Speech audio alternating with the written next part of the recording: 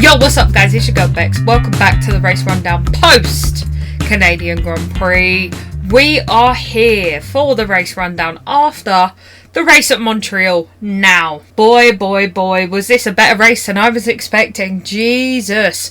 Right, normally, me and Canada, bit of a snooze fest. Shock. Another race that Bex doesn't like. Ha! Shock. Can I just say, I know Lewis said in a post-race interview that this was his worst race he's ever driven. I actually think it was one of his most entertaining. I just want to start that off from the top. I think we should start with the obvious, get it out of the way. We might as well have been swimming in Montreal this past weekend. There was water bloody everywhere. The ducks went into hibernation. They were like, nah, fuck this, there's too much water around. I'm good. I honestly thought from the weather and them cancelling the F1 experiences on the Friday, it was going to be called off because of the weather. I'm glad it wasn't. It made for a very entertaining race. However, the start was so slow, I thought I had the TV on half speed. Obviously, nice and safe, nobody crashed, all good. However, water and F1 cars, as we all know, do not mix. So we had a bit of an interesting start. So we had Carlos doing a bit of a slip and slide, cutting the corner. We then had Charles with some engine issues. Now, at this current time of recording, I'm not sure that I have seen what the causes of that engine issue were. However, in true Ferrari fashion, they kept everyone guessing, will he retire from the race, will he keep going? Or he asked them to do checks of the engine and they said, no, there is a problem with it. We're hoping that we can fix it. Bit of a fast forward moment. They didn't fix it. He retired the race. However, we'll get into that. So, Charles had engine issues. Sergio, good old Checo Perez and Gasly, had a collision. Shock. Again, no further investigation needed, which is good. Now, one thing in this race that as a McLaren girly, as a Lando Norris fan, I bet you can all guess what my favourite part of the race was. I can watch the footage of Lando overtaking Max over and over and over again, and it will never not be satisfying. Just throwing that out there. I thought Lando did really well. I love the fact that he is bringing it to Verstappen. I love the fact that he is fully aware, as we all probably are at this point, that the Red Bull is unmatched, right? Love it or hate it, that car is powered by not just Red Bull but rocket fuel, I swear to God. But the fact that he's even trying, I appreciate. From a racing standpoint, it makes it more interesting. The fact that he's even trying to catch up to Max, and in some cases has actually nearly done it, which was shocking to me. And I'm not just saying that because I'm a McLaren fan, I'm saying that because it's genuinely entertaining to watch. And I enjoyed as well the battle between George and Max. I think that was really fun to watch. I love the fact that Max doesn't just have a 15-second lead anymore. It's a bit more like, dare I say it, old school F1, where there was very little gap between the cars. It was fun and interesting to watch, and I really enjoyed it, which is a shock for me because normally I don't like Montreal at all. So, we're going fine and dandy. There's a battle between George and Max. There's a battle between Max and Lando. And then, boom, safety car. Lap 25, Logan Sargent dropped it on the curb, went straight into the wall. Poor Logan Sargent, man. He's been struggling a little bit. So, that then led to a safety car. Now, I have seen online that a lot of people did not agree with the McLaren pit stop strategy in Montreal. However, I think it was one of the best pit stop strategies they've had besides the win in Miami. I think it was very interesting how they almost used Piastri as a guinea pig to get Lando off the inters. But I thought it was very interesting how you can tell they're working as a team. They're not just favouring one driver. Cough, cough, Red Bull. So, it's good to see. Would I have liked to see Piastri a little bit higher up? Yes, but in full transparency, he didn't have the pace. He didn't have the pace. So, I can see why they sort of used him as a Lando guinea pig. However, he'll get there. Jin, Lando and Max. I'm sure of it. So, on this safety car, all the cars behind him, so George, Max, Oscar, they all pitted. Lando didn't. He stayed out for another lap. Now, the commentary team, and I agree with this, basically said, did he do too much of a good job and pass the pit lane before the safety car was called? I personally think yes. However, the gods were looking down on us, and the safety car was long enough for him to do a full lap and come back and pit. So, yes, they had a lap fresher tyres, technically, but because they were behind the safety car, they couldn't warm the tyres up. So they were a little bit warmer than Lando's, but not by much, which then meant that Lando came out of the pits for fresh inters, not mediums like everybody else. Came out on fresh inters, but came out in third behind Max and George because he wasn't quite fast enough out of the pit lane. Then, the masterclass. I can't believe I'm about to say this. The masterclass that was Alex Albon in the chicane. Mwah. That overtake on the chicane where he just cut through the middle of the other two in front of him. My God. Albon is with Williams till 2027. I think that was a very smart decision on their part. I would really like to see Valtteri alongside Albon to help him and nurture him and help him grow, because I think he could do really well in Williams, and then almost do a George, do really well in Williams and then move on to a higher team. I hope he does. I think he's really talented, and that was just a masterclass from him. Almost an underrated driver, I would say. Let me know in the comments if you agree. I genuinely think that he has skill. People aren't shouting about Albon enough. His hair is shit, but his driving's great. We need that. Alex Albon. I don't drive great, but my hair looks cool. So yeah, anyway, that masterclass was great. On lap 48, Norris, finally, the pit crew have enough detail from Piastri about the mediums to bring Lando in to get him on the medium tyres. However, and this is the bit that got me, however, his pit stop was not quite fast enough, and our buddy boy, Mr. Max Verstappen, got out in first because Lando's tyres were obviously not warm enough and the track was still wet. So, he did not come out in first, unfortunately. Sad times. Lando Norris fans crying all over the world, me, myself included. But, he did make it out ahead of George, thank the Lord. So, everything's fine and dandy. George, Lando fighting for second. Max gets the lead in front. Shock. Nobody's surprised. Then Checo. Callan's going to love me for this. Checo decides to just ram the arse of the Red Bull straight into the wall.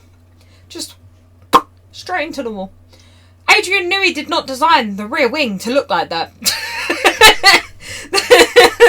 The rear wing of that Red Bull is not meant to look like that. I personally think it's a design improvement, partly because it makes the car slower. But anyway, Checo absolutely butt fucks it into the wall. Then Tsunoda's like, hold my beer. The Japanese tornado, the little pocket rocket, in turn 9 on lap 67 causes a yellow flag by skidding on across the grass and slides straight onto the track, taking out the marker board and nearly whacking the person behind him. He was like, Checo, don't try and outdo me, bruv. I see your spin and I raise you a slip and slide. Very entertaining to watch. A bit scary. I honestly thought that he was going to get absolutely wiped out. He did not, however. And then we ended the race with the absolute best. The absolute best. That is a Lando Norris second place position.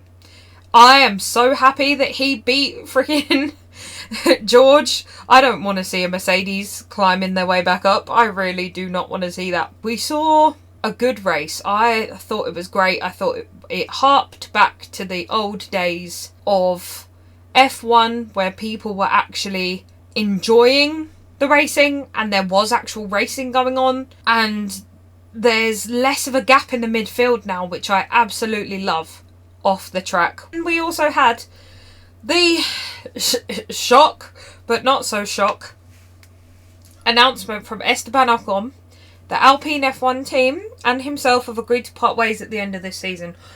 Are we shocked after the antics of the previous races? Absolutely not. I'm not shocked at all. I personally don't buy the bullshit that it was his decision. Absolutely not. We all saw how the race principal was not having it. We all saw how the race principal was not fucking having it. So that was not Ocon's choice, I can promise you that much. And alongside the Ocon drama, we also had the drama surrounding the 2026 regulations. Now, with everything happening in 2026 with Audi joining the sport, the F1 FIA regulations are very interesting. They want the cars to be 30 kg lighter than they already are, to make them easier to stay on the track. They have redesigned power unit, increased battery power, and can even split between internal combustion engine and electric power. Plus the use of 100% sustainable fuels. Active aerodynamics in the form of a movable front and rear wing. Now, from what I remember, wasn't there a bit of hoo-ha a couple seasons ago about a flexible rear wing? Or am I imagining that? Maybe the FIA put a stop to it that season because they're like, shit! They've seen our plans for 2026. Shit, we need to shut it down. We need to shut it down. So they want to use active aerodynamics to basically keep the cars to the floor. Increased overtaking opportunities through the introduction of a new system that gives drivers a short burst of additional battery power. Isn't that basically DRS? But just with the battery and not the rear wing and the downforce. Interesting. Improved safety through strong structures and even tougher tests, and a commitment from a record number of 6 power unit manufacturers. Nice. Good for them. Good for them. Lots of people are not happy. There was rumours about 2 potential teams leaving as a result. Shocking, quite frankly. If you leave the sport because of that, what are you playing at? You know what I mean? There's worse things you could leave a sport over. I personally don't think that would be the best thing for them to do. However, you know what team principals are like. It was probably the big ZB that was pissed off about it, because he always seems to be pissed off about something. Sorry, Zach Brown, love you the most, but it's true. You get pissed off at the smallest thing and start pissing and moaning, kind of like Lewis. We also had, as well, just absolute mayhem. Absolute mayhem. With Piastri being adopted by Leclerc. The off-track news is just mental recently. Just absolutely mental. I'm absolutely here for it though. I'll take it. There's just been lots and lots going on. With the new regulations, Formula Aerodynamics on Instagram, F1 Wow, and a couple of other accounts, the Format 1 on lap. According to some inside rumours, at least 2 F1 teams are threatening to leave F1 after the 26 regulations have been released. According to them, each team has sent a technical representative to meet with the FIA to talk about the release of the regulations. Apparently, the released regs were not approved by all teams. As a result of this, at least 2 of them are threatening to walk away from F1 if the FIA go ahead with the released rule set. The teams are specifically concerned about active aero for the front wing and the rear wing. The teams think it's a huge risk. It is, and it's a massive change to the sport. And might I add, they weren't too thrilled about the halo as well. And without that, Zhou would have been dead. Just saying, there's no way he would have survived that crash spinning on his head without that halo there. Just super saying. So, everyone that hates on the halo and shits on it, it's there for a reason. I want to finish off the news segment with where we are currently with the drivers as it stands on race 10 in Spain on the 21st of June. That is the next race. So, as we round up on the race rundown for race number 9 of the season in Montreal, the F1 2025 seats that are confirmed so far, we have, with the most recent announcement, Checo and Max for Red Bull, George Russell for Mercedes. Still no announcement on Carlos for Mercedes, but we're still holding out hope, it's fine. Ferrari, Charles Leclerc, Lewis Hamilton. Interestingly enough, till 2026. Then, we have the full papaya lineup in the form of Mr. Lando Norris and Oscar Piastri. Then we have the Stroll pedo, undetermined when he's going to leave. It depends when his dad sells the team, but we're not going to go into that. And then, surprisingly enough, we have Alonso staying. Interesting. How much did Daddy Stroll pay you? That's my question to Fernando. How much did Daddy Stroll pay you, and is it worth it? For another 2 seasons, by the way, because he's there till 2026. Is it worth it? Two more seasons of suffering. Was the money worth it? That is my question to you, Alpine. We all know that Ocon is being given the boot at the end of this season. However, Gasly hasn't re-signed for Alpine, or he hasn't been announced for Alpine yet. And with their current performance, it wouldn't surprise me if he's holding out hope for another team. So we currently have 0 spots taken up within Alpine at the moment. My question to my audience is, who would we like to see in the Alpine seat? Who would absolutely dominate in that car? At the moment, I don't think anyone, because they're not performing very well. But who do we think we should throw in there? Maybe a Bearman? I would like that, but we'll have to see. Albon, we've mentioned this, 2027 at Williams. No teammate announced yet. Lots of rumours surrounding both Carlos Sainz and Valtteri Bottas that they would be joining Albon at Williams. However, there is no official team announcement yet. Then, with the RBs, we have Yuki Tsunoda till the end of next season, so 2025. And no announcement for his teammate at this current moment in time.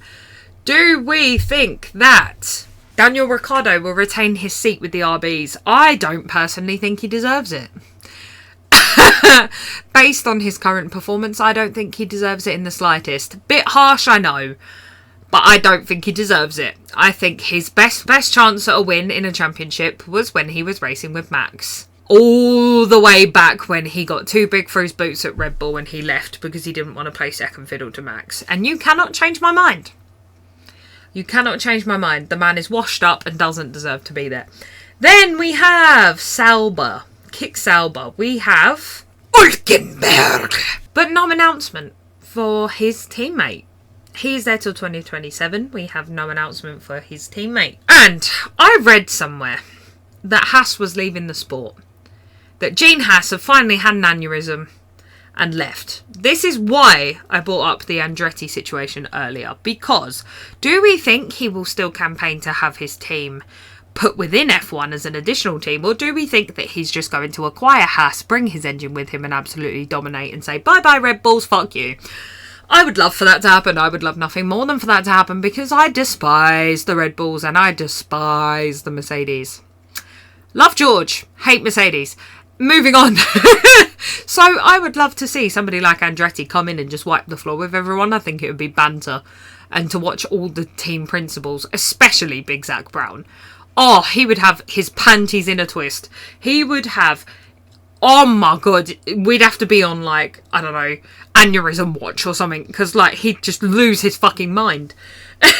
Imagine, McLaren gets all this dominance all of a sudden. Then Andretti comes along and is like, bye, bitch.